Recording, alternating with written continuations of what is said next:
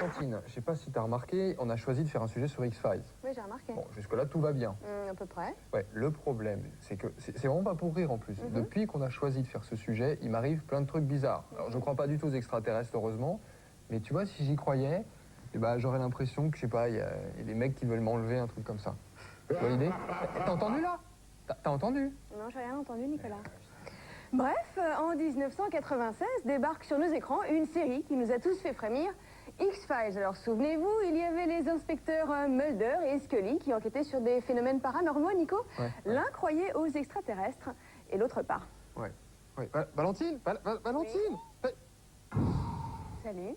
Alors Valentine, après Nicolas Beuglet, il y a Olivier Pannequin qui a essayé d'ouvrir les dossiers secrets, les X-Files. Alors on va regarder son reportage et puis on va voir ce qu'on lui fait, Olivier. Fin janvier 96, la 3e saison d'X-Files commence à être diffusée en France. Et le succès est toujours au rendez-vous. Aux frontières du réel racontent les enquêtes surnaturelles que mènent 2 agents du FBI affectés au département des affaires non classées. Êtes-vous au courant de ce qu'on appelle les affaires non classées? Il me semble qu'il s'agit de certains phénomènes inexpliqués. Plus ou moins. Nous comptons sur vous, agent Scully, pour assister l'agent Mulder dans ces affaires.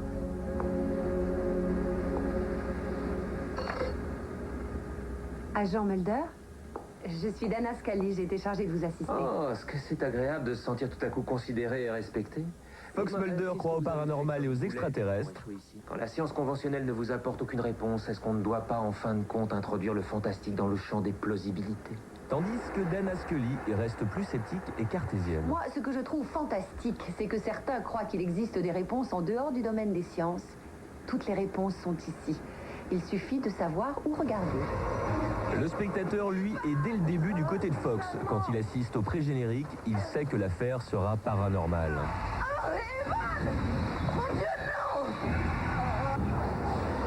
Cette série est née de l'imagination fertile de Chris Carter. Elle lui a été principalement inspirée par 2 séries qui l'ont marqué durant son enfance. Quand on veut connaître le présent, il faut regarder le passé.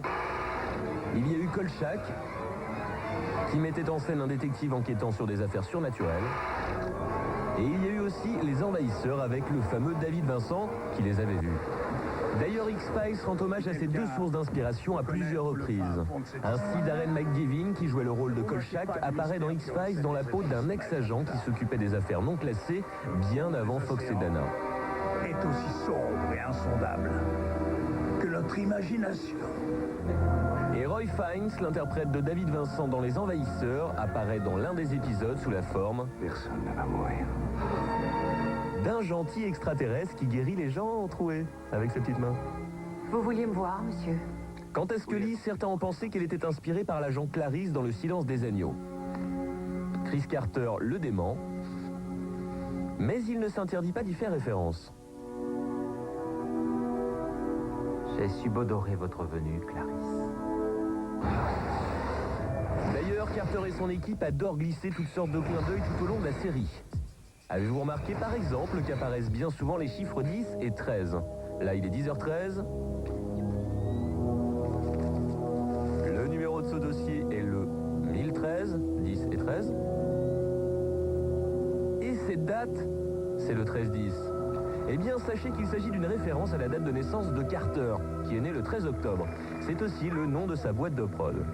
Plus que de simples clins d'œil, certains épisodes rendent directement hommage à de célèbres films fantastiques comme celui-ci. Mulder, tu n'es peut-être pas celui qu'on croit. Rappelant ouvertement The Thing de John Carpenter. Ou celui-là, dans lequel des créatures invisibles font irrésistiblement penser au Predator. Mais il y a d'autres références plus mystiques. Eh bien, quelles que soient tes convictions, Scully, tu dois avoir un truc incroyable. À la fin de la première saison, Mulder découvre un hangar dans lequel le gouvernement pratique de terribles expériences sur des sujets humains, comme s'il se prenait pour Dieu.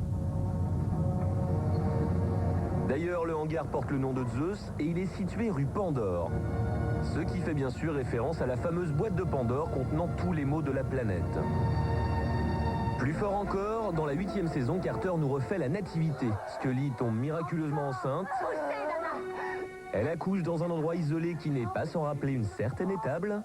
Une étoile brille dans le ciel.